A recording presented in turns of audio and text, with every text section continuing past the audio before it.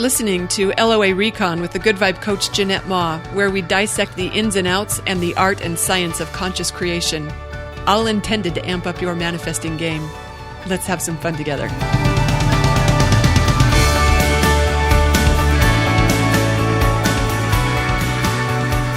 So it was about 15 years ago I had my first introduction to conscious creation. It came via a book called How to Get Everything You Ever Wanted by Adrian Calabrese, which I read by quote-unquote accident. Boy, countless books and seminars and coaches and law of attraction experiments later, I think it's safe to say I've been around the manifesting block a time or two.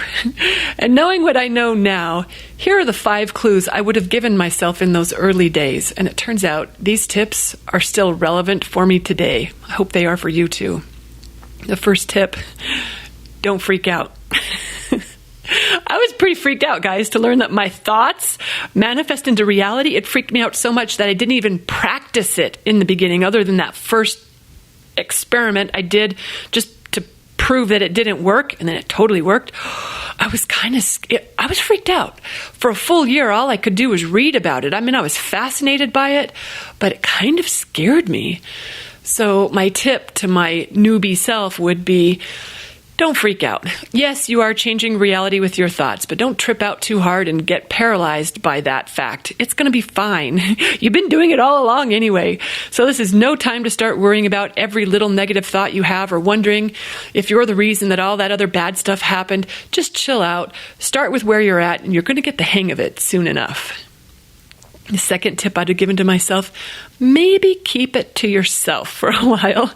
Just because you're excited about this doesn't mean everyone else is too. So don't think you got to tell everyone you know about it. Don't let them spoil your good time either. Just keep playing with it. And your like-minded friends, they're going to be along soon enough. And trust me, I just got goosebumps. They are worth the wait. Also, it's not a bad idea to keep your big dream to yourself until it's got enough momentum to carry you through, because other people aren't necessarily going to get that either. So, yeah, maybe keep it to yourself for a while. Third tip, hello. It might not make sense when inspiration speaks, right? You might not understand how this guidance or this inspiration plays into the bigger picture. But that's okay. Take that action anyway. Learn how to trust it, even when it doesn't make sense. Don't expect logical or rational impulses. They don't always or even often work that way. You just got to learn to trust whatever feels best once you get aligned. So don't worry if it doesn't make sense. Fourth tip, don't look too hard for results. I know you want to prove this stuff really works and that you know how to work it. I know that's important to you.